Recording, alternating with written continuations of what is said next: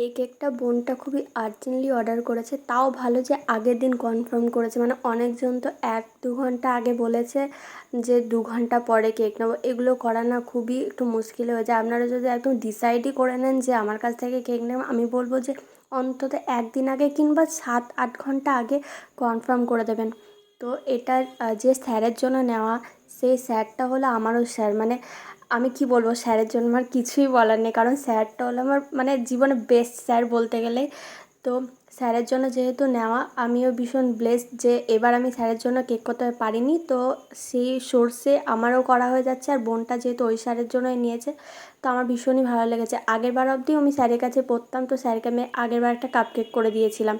যেহেতু আমি একা পড়তাম, বাড়িতে অতটা খাওয়ারও কেউ নেই, স্যারের একটা ভিডিও আমার সঙ্গে শেয়ার করেছে বোনটা, সেটা আপনাদের সঙ্গে শেয়ার করলাম, এই যে ভিডিওটা।